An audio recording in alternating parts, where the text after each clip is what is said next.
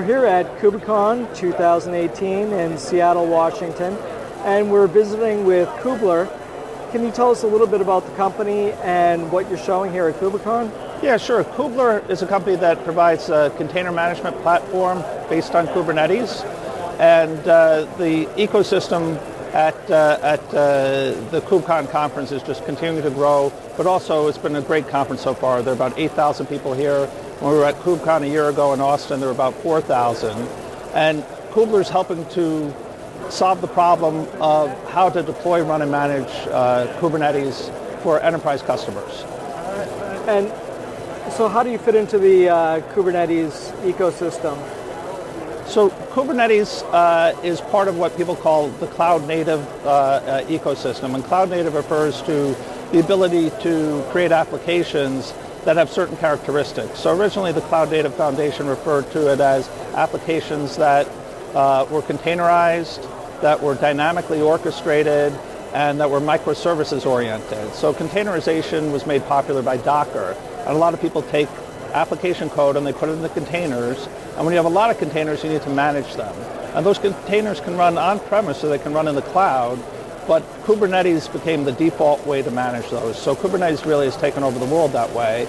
And then microservices is a way to take, it's a way to create new applications, but also to take previous monolithic applications and break them into smaller components and use services to connect those different components together. So you have service-oriented applications that are running in containers. And so the ecosystem includes Kubernetes, it includes container technologies like Docker, it includes microservices, there are service meshes like Istio, and most of this stuff is open source. There's also logging and monitoring solutions like FluentD and Prometheus. So to make all this stuff really work, you kind of have to know what you're doing, but also it all gets updated very, very frequently. The Kubernetes groups update Kubernetes every quarter. And so you can imagine if you do something and you try to build it yourself and then it changes every 3 months, that's a lot to keep up with. So Kublr makes it easy to deploy, to run, and to manage Kubernetes on-premise or in the cloud. And that's what we've done with our platform. And so we are a participant in the ecosystem. We participated some open source code back, but we also provide support for all the open source components that go into the Kublr platform.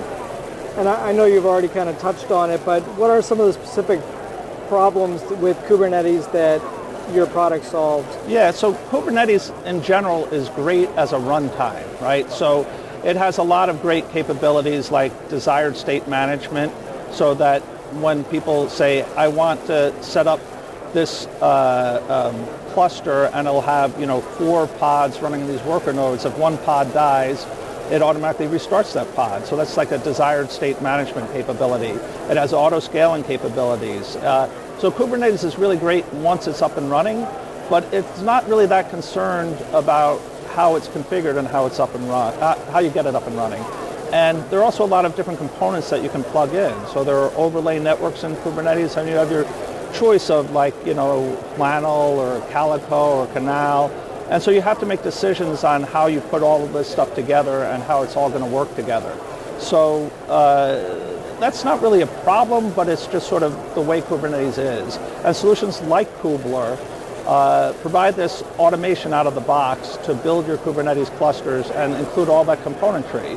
One of the differentiators for Kublr is, though, that we have really built in a centralized logging and monitoring capability that's far ahead of anybody else in the industry. So when you set up your clusters, you automatically get sort of a lightweight logging and monitoring capability per cluster, but then that's all centralized, so you can, from an operations viewpoint, see all of your different clusters regardless of where they're running. And if you had a crystal ball and you could see into the future, where would you see the future of this industry going over the next 12 to 18 months? So I think over the next 12 to 18 months, there are 2 things I would focus on. One is that this technology stack is really being adopted by many, many organizations, by most large organizations, because it enables people to deploy and update their applications more quickly. And as the world becomes more and more digital, the ability to be adaptable and to be fast and to have applications that really meet your customer needs and that are really good at integrating with the suppliers is a competitive advantage. So companies that do these things well tend to win. So it's a strategic type of change in the way technology is used. But the other thing I would say is that many companies are at different places along these journeys. So you look in certain industries, and like maybe media companies and others that are truly digital adopted this stuff a little earlier. But we go out and talk to large enterprises, and some of them are really just getting started with this. So we can help them with a Kublr subscription that makes it easy to have these environments to develop and test in, but also some consulting services that help them look at all the componentry they need to get this done. So that's sort of the first part of the state of the industry. The second part are things like microservice meshes, and things like Istio is one of those. So as you use microservices on top of Kubernetes, that's really something that I think is going to become much more popular over the next year or so. Great. And would it be possible for us to take a look at the product? Oh, we'd love to show it to you. So what are you going to show us? Well, we're going to show the Kublr platform today, and this is, again, a multi-cluster management solution for running Kubernetes both on-premise and in multiple clouds. And you can see here that we have a control plane where we have a cluster running in Amazon, a cluster running on-premise in bare metal, a cluster running in Microsoft Azure, and a cluster running in the Google Cloud. And if I was to drill in and I was an IT operations person, I would be interested in, well, how is this performing? Is everything up and running according to plan? And you can see here, you see CPU, memory, disk space. It says it's running and tells you where it's running in US East. This is a very simple cluster with one master node and one worker node. You can click on the Kubernetes dashboard here, which is an open source component. We don't replace that, and the dashboard is very useful and will continue to be developed by the community. And so this gives you a quick view of the overview, and then there's a status tab that shows you the main components of the Kubernetes cluster here and the features that have been added, like in this case logging and monitoring. And then the events tab shows you that what happened when you set up this cluster to begin with. And so this really sort of records the creation of the cluster, and it's very useful as it's being set up and afterwards if you have any problems. So here you can see the cluster creation was started on October 21st, 2018. And then in the case of Amazon, we use something called cloud formation. So when you create the specification for that cluster, it goes out and asks Amazon to go ahead and deploy those virtual machines and the quantities and sizes that you ask for. And so that's that component of it. And go back again and look at the main screen here. You can also see that you can add a cluster, right?